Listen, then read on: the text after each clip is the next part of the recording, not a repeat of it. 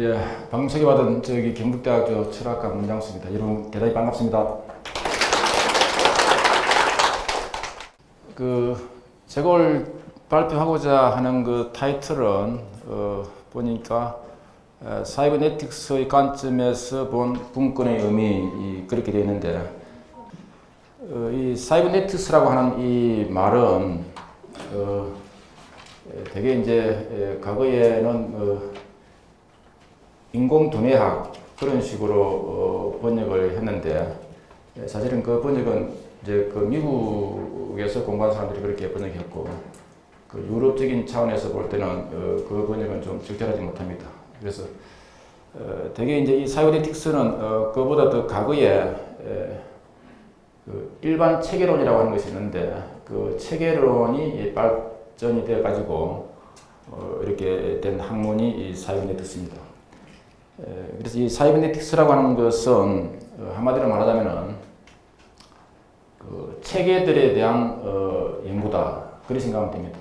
그래서 모든 학문은 체계들에 대해서 연구를 하고 있습니다.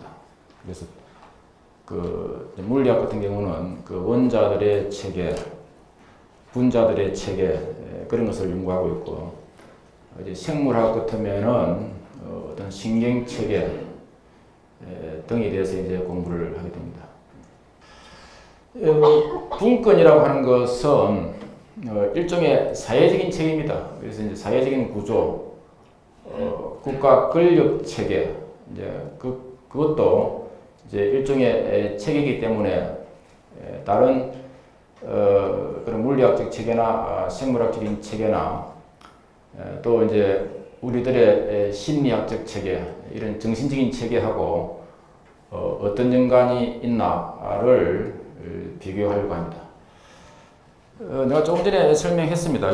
사이버네틱스라고 하는 것은 다양한 체계들, 원자, 분자, 고분자, 유기체, 인간의 정신, 그리고 사회적 전체성, 우주 체계까지 다양한 체계와 그들 사이의 관계 법칙을 탐구하는 과학이다. 그런 차원에서 일종의 과학의 과학, 메타 사이언스, 메타 과학이다 이렇게 이제 말합니다. 이제 이런 것들은 되게 이제 중고등학교 책에 많이 나옵니다.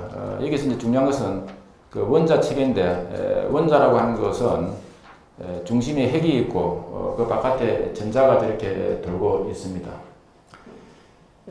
요 이제 중심에 그 핵하고 바깥에 전자하고 서로 이제 밀고 당기고 소위 밀당을 하는데 어떤 한쪽이 지나치게 힘이 크면은 원자 체계는 파괴됩니다.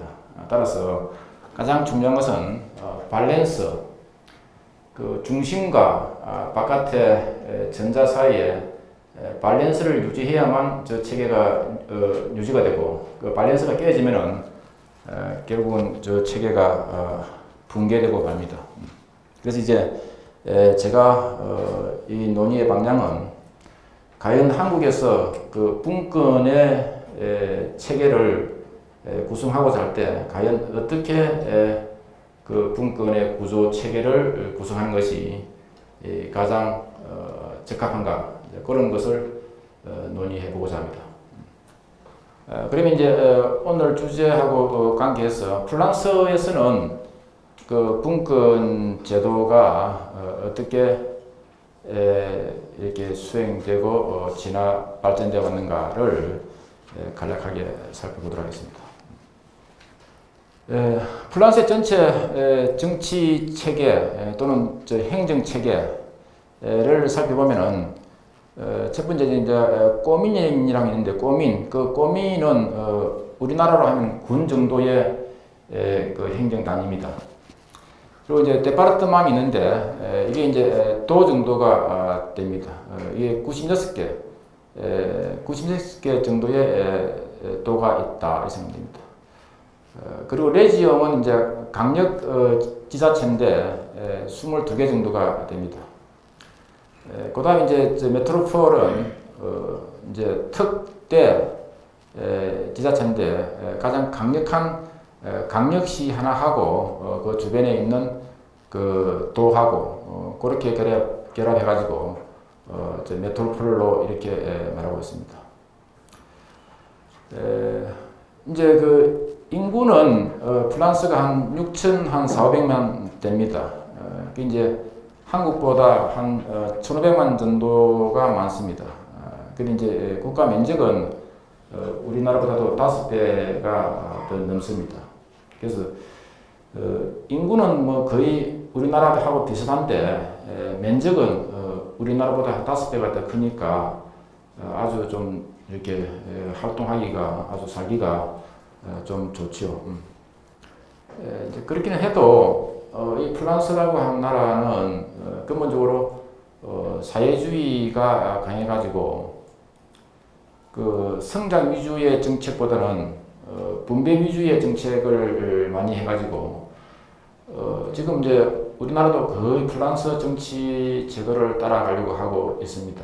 그래서 그 노동자들의 그 소득세가 거의 40% 정도 세금을 내게 됩니다. 그리고 이제 돈을 벌이는 사람들은 한 40% 정도의 세금을 내게 되고 그 대신 이제 돈을 못 벌이는 사람들은 그 사회보장제도가 아주 발달돼가지고 연금이라든지 그런 실업수당이라든지 그런 게 굉장히 많습니다. 거의 1971년도 그때 3,700만 정도여서 저 밑에 이제 세계 1차 대전 때하고 세계 2차 대전 때 그때 이제 사람이 많이 죽어가지고 좀 감소했습니다. 감소하고 그 뒤로 계속 이렇게 성장하고 있다. 이 인구 분포도인데 아주 안정화된 그런 분포도다 이렇게 평가합니다. 위에 그 노인층이 적고 유소년층하고 장년층이 아주 비슷하게 그렇게 분포하고 있습니다. 예, 그 프랑스에서는 그 분권 자치제가 어떻게 이제 진행되는가, 그 진행되는 과정을 간단하게 설명하겠습니다. 이제 첫째 분권의 주체인데 상식적으로 생각하면은 지방자치제라고 하는 것은 지방 주민들이 그 목소리를 이렇게 주장해가지고 그 분권이 된 것처럼 그렇게 생각하기가 쉬운데 프랑스 같은 경우는 지방에서 그 어떤 정치적인 운동을 펼쳐서 지방자치가 된 것이 아니라 중앙에 그 정치적인 그 엘리트 집단들이 자기들의 정치적인 레토릭, 이제 이걸 정치적인 슬로건이라 하는데 그런 정치적인 그 레토릭을 통해서 중앙에서부터 스스로 지방분권 제도에 대한 그 슬로건을 정치화합니다.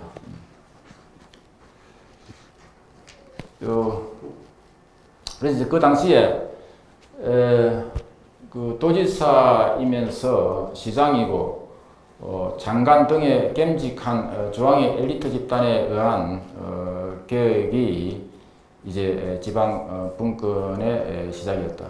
가장 대표적인 사람이 데페와 모로인데 둘 다 이제 강력시장의 시장이면서 중앙의 국회의원 그리고 장관 등을 겸했습니다. 따라서 지방 주민들에 의한 바텀업 방식이 아니라 중앙 엘리트에 의한 탑다운 방식으로 분권화가 진행되었다 이렇게 주장들 합니다. 이제 어떤 정치적인 계획을 할 때는 그 무엇보다도 그 계획을 할 수 있는 힘을 가진 자가 자기의 어떤 개인적인 욕망이 아주 중요합니다. 그래서 그 당시에 그 디페가 자기 자신의 정치적인 업적을 남기려는 개인적인 욕망이 이 일을 신속하게 추진했다 이렇게 이제 평가합니다. 민주적 절차를 최소로 간소화하고 실천의 가능성을 높이는 데 초점을 두었다. 논리적으로 옳은 것을 민주적 절차 때문에 지연시키는 것은 악이라고 생각을 하게 됩니다. 이를 위해서 중앙의 행정적 엘리트들의 인맥을 활용해가지고 그냥 법을 통해가지고 법을 먼저 만들고 바로 그냥 지방자치제를 선언하는 그런 거의 혁명적인 것이다라고 그렇게 평가를 합니다. 이제 그때 장치 절차는 중앙의 장관들과 그 행정적 고위 관료들의 권력을 줄이고 이를 지방의 관료들에게 이동시켰다. 초기에는 지방 공무원들의 불만이 좀 많았습니다. 왜냐하면 업무량만 증가하고 인력 정원이나 보수 정액은 없었기 때문입니다. 그러나 이제 정치적으로 예산의 이동을 수행하면서 긍정적인 반응으로 변화하고 있다. 이렇게 평가합니다. 분권의 두 가지 슬로건인데 레지널리즘, 지방주의하고 노동자 중심 관리, 오토게시온이라고 하는데 이제 분권이라는 레토릭, 이 레토릭이라는 한 말은 하나의 정치적인 슬로건을 말합니다. 이제 어떤 정치 운동을 하려고 하면은 소위 이제 정치 활동을 하려고 하면은 그 대중 시민들, 민중들을 따라오게 하는 하나의 슬로건을 만들어내야 됩니다. 근데 그 슬로건이 이제 실제 국민들의 심정에 와닿지 않는 슬로건을 찾게 되면은 어떤 정치적인 힘을 발휘 못하지요. 그래서 이제 다양한 정당들이 있게 되는데 그때 이제 각 정당들이 이제 대통령 선거를 하게 될 때 그때 각 정당에서 내거는 정치적인 레토릭, 그 정치적인 그 슬로건을 어떤 것을 선택하느냐에 따라서 이제 권력을 창출하기도 하고 창출하지 못하기도 합니다. 우리 요번에 이제 문재인 정부에서는 적폐청산, 그 적폐청산이라고 하는 그 슬로건이 국민들의 어떤 그 심정에 어떤 반응을 제공하는데 성공했다. 그런 차원에서 권력을 쥐게 됩니다. 그래서 이제 그 정치가들의 생명은 바로 그들의 그 정치적인 그 레토릭을 만들어낸 것입니다. 그래서 이제 지금 자유한국당입니까? 자유한국당하고 그것도 어떻게 그 바른정당입니까? 그 두 정당이 이제 보수 권력을 두고 서로 이제 권력 투쟁을 하게 되는데 누가 진짜 그 보수의 명주가 될 것인가는 바로 국민들의 심정에 와닿는 어떤 정치적인 레토릭을 누가 발견할 것인가 거기에 달려 있다. 이렇게 합니다. 그래서 정치 권력의 바로 승패는 그 레토릭을 만들어내는 데 있다. 이렇게 생각합니다. 왜 레토릭이 중요한가 하면은 사실은 우리 인간하고 동물하고 차이는 바로 우리 인간들은 그 사유하는 동물입니다. 그래서 이제 생각하는 동물인데 그 생각이 그 사람한테 어떤 공감대를 갖게 될 때 이제 어떤 주장이 힘을 얻게 되고 공감대를 얻지 못하는 그 레토릭 주장은 결국 어떤 권력을 창출하는 데 실패하지요. 그래서 영화를 예를 들면은 그렇습니다. 그 영화를 만들 때 그 감독들은 어떻게 해서라도 그 영화를 만들어 가지고 엄청난 수입을 보려고 목적으로 그걸 하지요. 그런데 그 영화가 문학적으로 아주 뛰어나고 정말로 그 어떤 철학적인 사상을 깊게 표현했지만은 민중 대중들이 거기에 대해서 어떤 공감을 얻지 못하면은 몇 사람만이 거기에 호응하고 공감을 얻는다고 해서 그 영화가 아무리 좋아도 성공을 못합니다.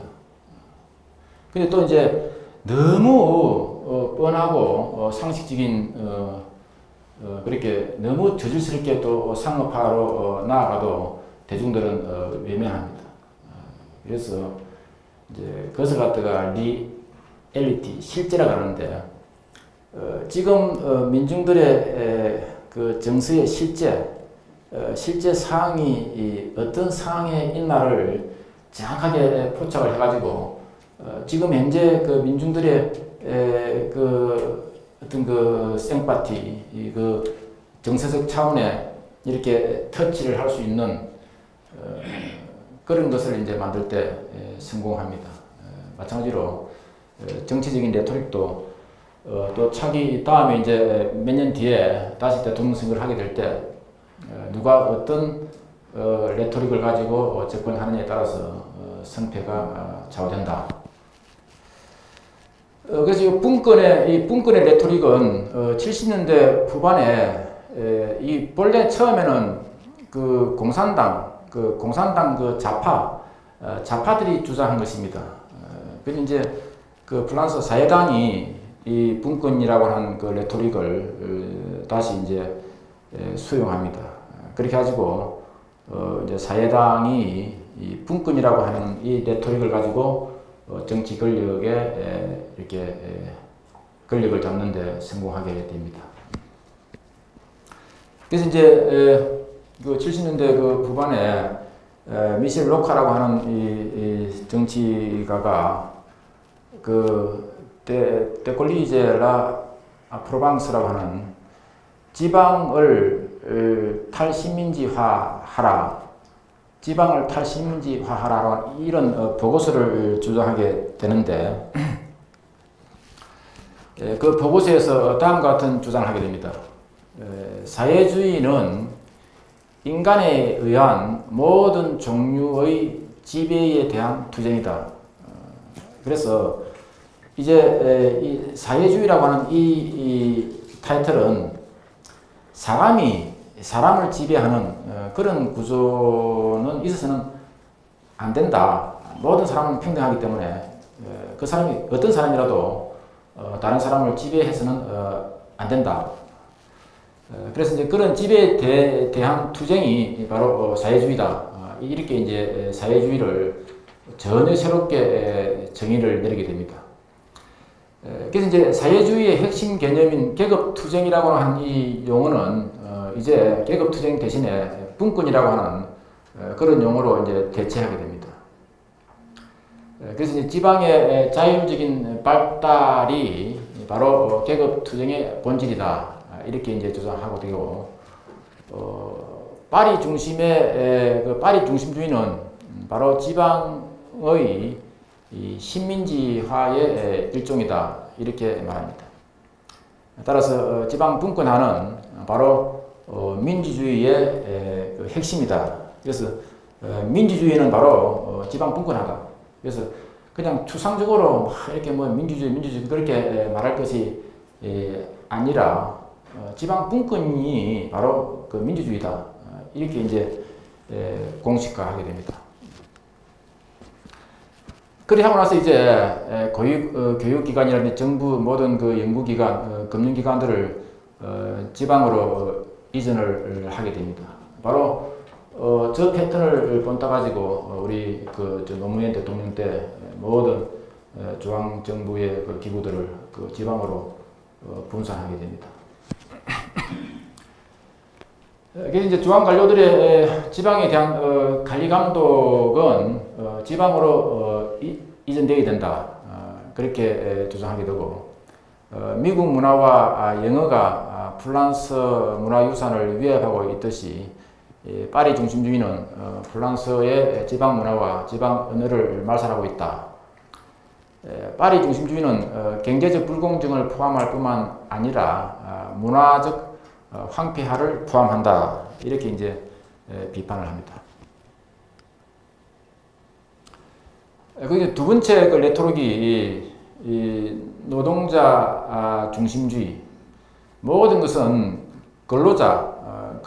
노동자가 권력의 중심이 되어야 된다 라고 하는 것을 외치게 됩니다.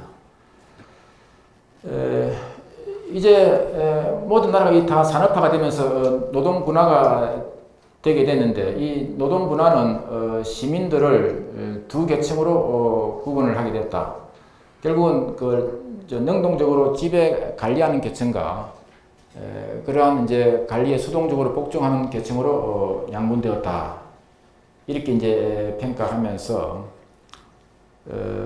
이 이제 수동적으로 복종하는 그 근로자 계층, 이 근로자 계층이 그런 수동적인 삶에서 능동적인 삶으로 이동시키기 위해서 모든 지자체 단체장들을 지역 주민이 직접적인 투표를 통해서 선출해야 된다. 이렇게 이제 강조하게 됩니다. 바로 이제 이런 영향을 받아가지고 우리나라도 교육감이라든지 각 지자체에서 직접 투표를 통해 가지고 하게 됐지요.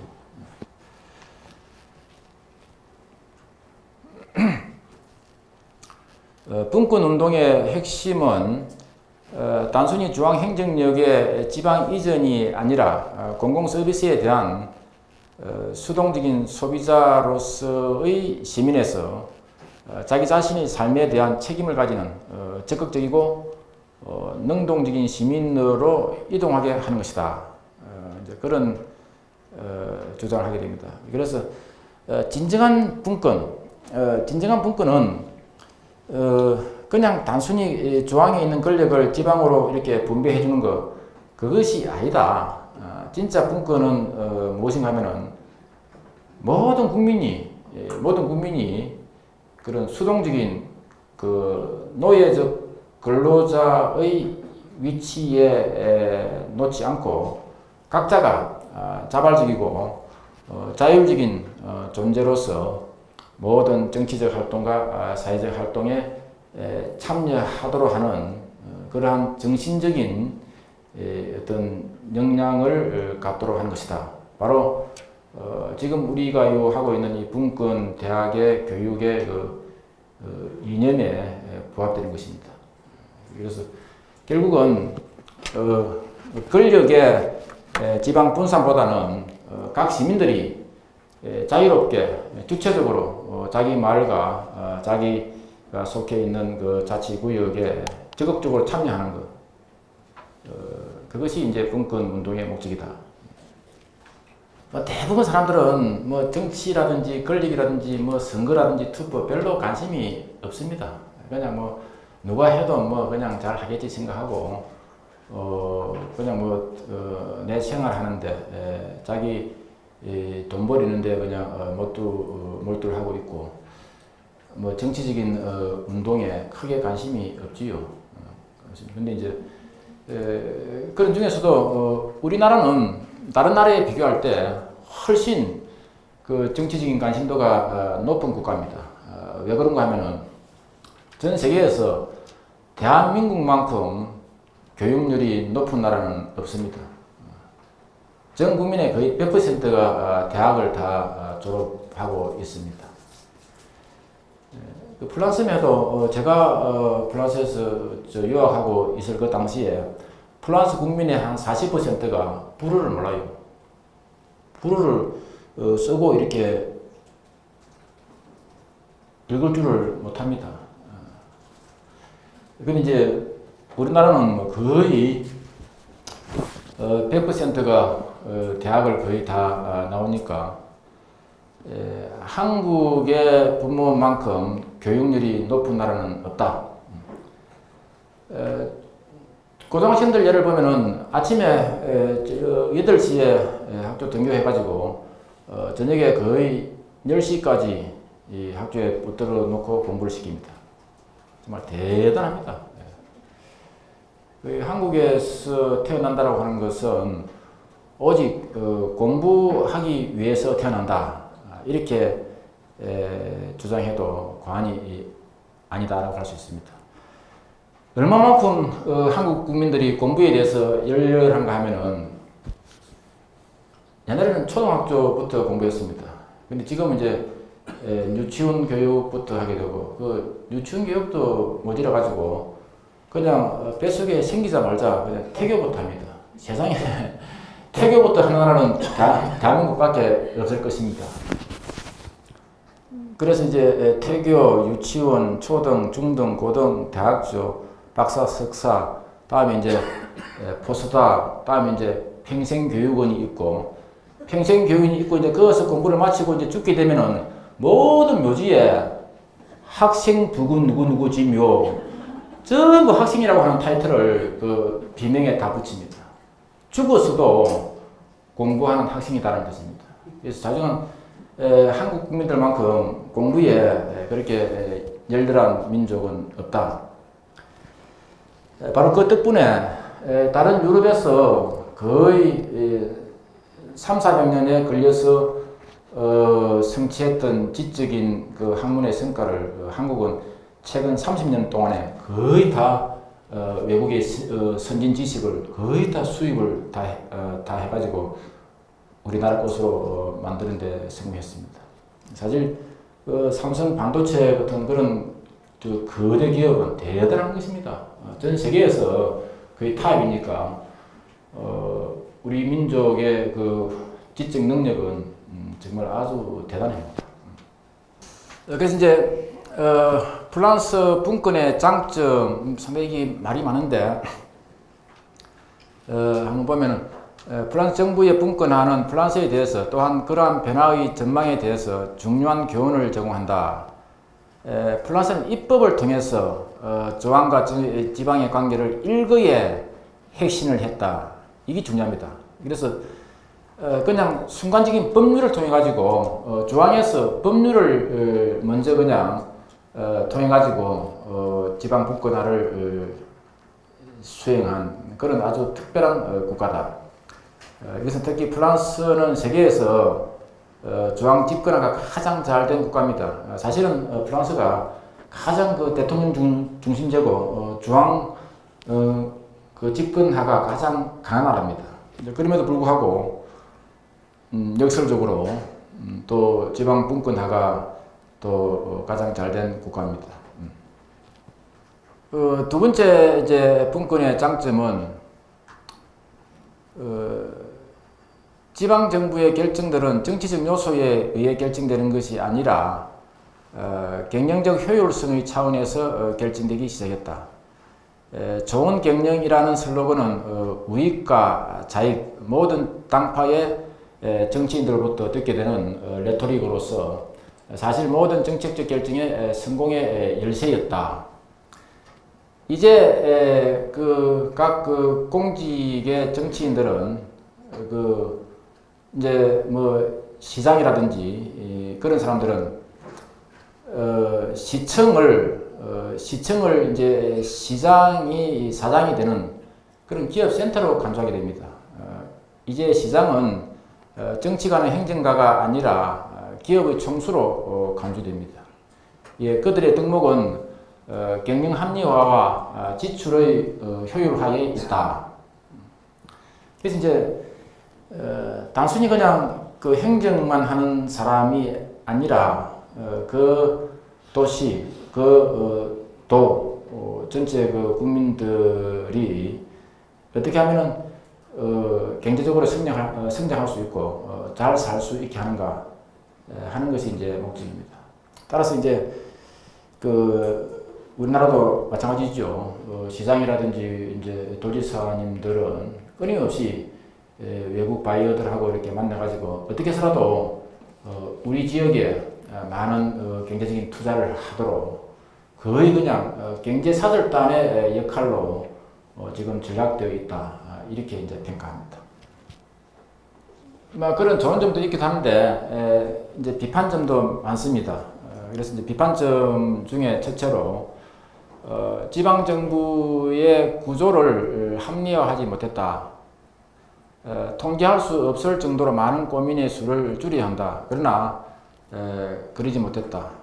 둘째로 데파르트만과 레지옹 사이에 분권의 중심을 어디에 둘 것인가에 대해서 결정해야만 했지만은 그러나 그러지 못했다. 그래서 이제 우리나라 상황에서 설명하면은 군이 있고 도가 있고 또 구청이 있고 도청이 있고 시청이 있고 뭐 이렇게 다양한 이제 그 레벨이 존재하는데 그 각각의 다양한 그 레벨을 갖다가 똑같은 자치 권력을 줄 것인가?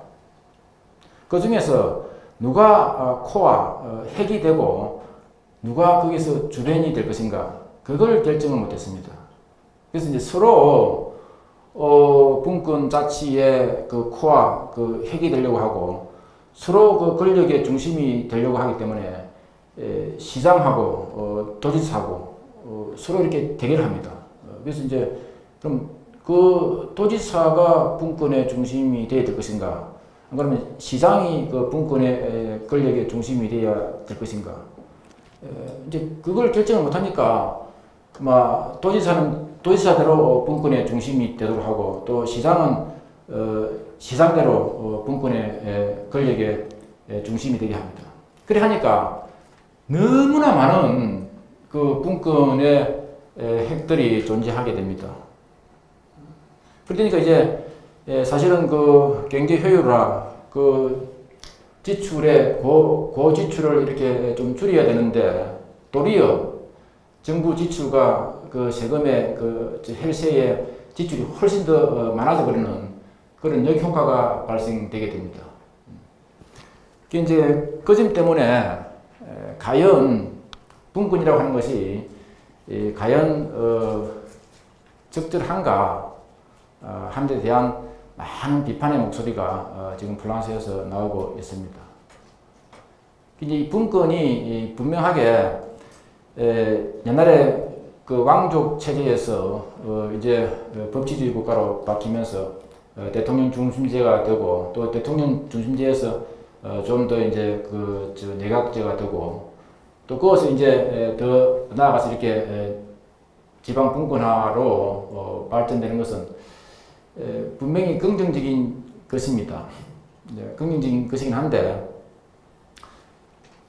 자칫 잘못하면은 그 어떤 재정의 지출의 그 효용성과 대외적 경쟁력의 차원에서 도리어 마이너스가 되는 그런 점도 있다고 하는 것. 그게 지금 분권에 대한 가장 강력한 비판점입니다. 그래서 이제 지방 재정 제도를 계획하지 못했다. 그런데 건강보험과 사회복지 제도를 계획하지 못했다. 지금 이제 우리나라도 마찬가지인데 가장 큰 게 이제 사회복지입니다. 그 결국은 우리 국민들이 돈을 내 가지고 그 세금으로 그 복지 제도에 이제 쓰게 되는데 각 정당들이 자기 이제 국민들의 그 투표표를 의식해 가지고 막 엄청난 그 복지에 대한 그 슬로건을 이렇게 많이 이렇게 사용하면서 재원은 이제 없는데 많은 그 복지에 대한 공약을 이렇게 남발함으로써 결국은 그 돈을 누가 다 냅니까? 결국은 그 투명하게 이제 그 소득세를 내는 사람들한테 더 많은 소득세를 부과하게 됩니다. 그래 되니까 결국은 그 유리할 지갑을 가진 그런 계층들의 사람들이 불만이 이제 쏟아지게 되게 됩니다. 그래서 이제 우리도 지금 정세는 하지 않고 어떻게 해서라도 이렇게 복지에 대한 돈은 점점 더 많이 이렇게 책정을 하고 있는데 자주는 그게 이제 일종의 역설입니다. 권력을 잡으려고 하면은 어떻게 해서라도 국민들한테 더 나은 정치적 서비스를 제공하겠다고 하는 그런 공약을 해야 되고, 근데 그 공약을 하고 나면은 다시 이제 그것을 지키려고 하면은 더 많은 세금을 거두어 드려야 됩니다. 지금 중앙정부에서 하고 있는 공무원 수를 이렇게 증가하는 것도 마찬가지지요. 공무원 수를 이렇게 증가를 하게 되면은 엄청난 재원이 필요한데 결국은 우리 국민들의 세금입니다. 그래서 국민들의 세금인데 한편엔 이렇게 비판하는 사람도 많습니다. 모든 지금 관공서의 일이 전부 다 전산화돼 가지고 사실은 과거보다 훨씬 할 일이 적어지는데 공무원의 수를 더 이렇게 많이 증가하는 것이 맞나? 그리고 이제 또 이제 국민들이 세금을 가지고 공무원 수를 늘려가지고 거기다가 직업 구직의 어떤 수단으로 삼는 것이 그게 진정한 실업자 구제라고 할 수가 있나? 그렇게 이제 비판하는 사람들도 많지요.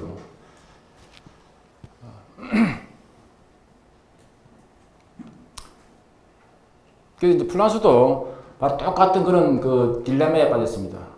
공무원 조직 개편을 완수하지 못했고 결국 분권하는 지방행정 서비스의 비용 절감을 줄이기보다는 더 증가시키는 그런 위험에 직면해 있다.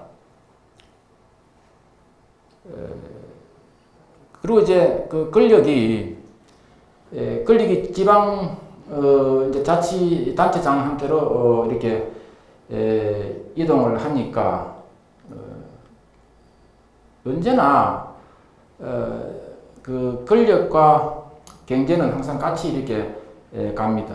그래서 중앙의 소수 권력자들이 정경유착을 하는 것을 떠나서 지방의 이제 자치단체장들하고 지방의 이제 경제인들하고 정경유착이 더 활발하게 일어나더라.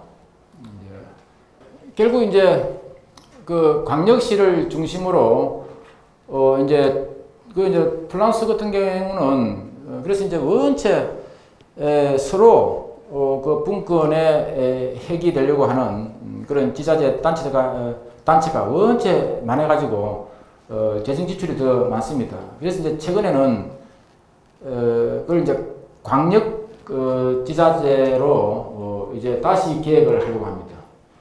결국은 이제 돈이지요.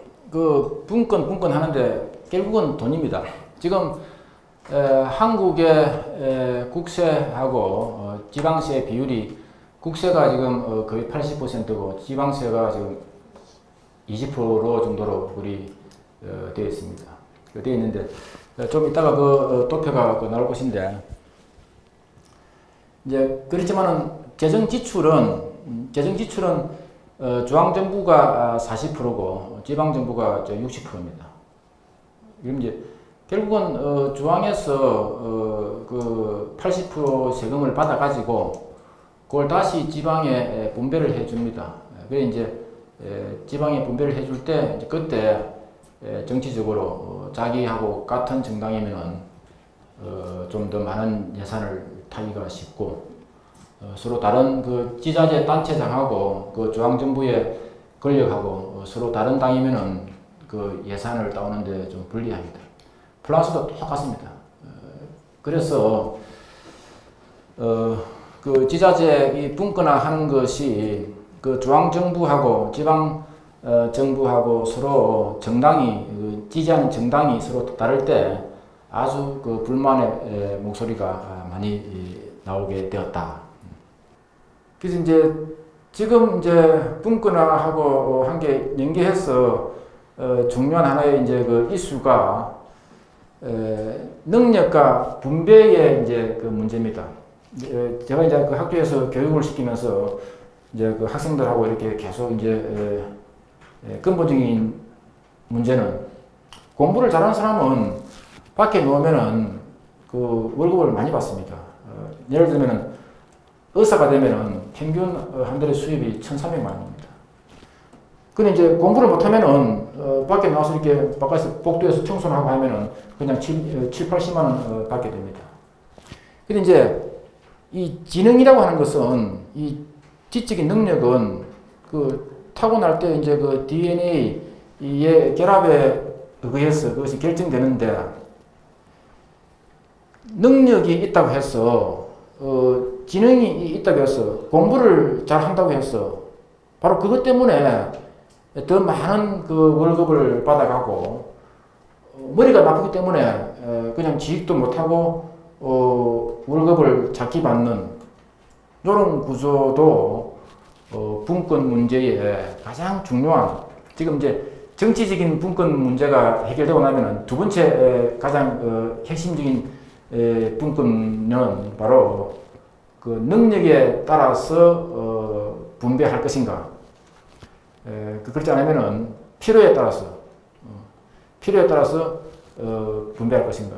지금 우리 문재인 정부는 어떻게 해서라도 가능한 한 분배를 지금까지는 성장 위주의 그 정책을 폈다면은 지금은 이제 좀 분배, 좀 공평한 분배 쪽으로 이제 하려고 합니다. 바로 그것 때문에 부자세를 매겨가지고 좀 많은 수입이 많은 사람들에게 세금을 좀 더 많이 매겨가지고 그렇지 못한 사람들한테 나눠주려고 하는데 그렇게 하게 되면은 국가 전체적인 성장이 저하되기 때문에 그게 양날의 칼입니다. 과연 어떻게 하는 것이 가장 적절한 것인가? 바로 그것을 이제 찾아내는 것이 이 분권 정책의 가장 중요한 핵심이 앞으로 될 것이다. 이렇게 생각합니다. 예, 장기간 아주 더운데 제 강의를 들어주느라고 정말 감사합니다. 수고했습니다.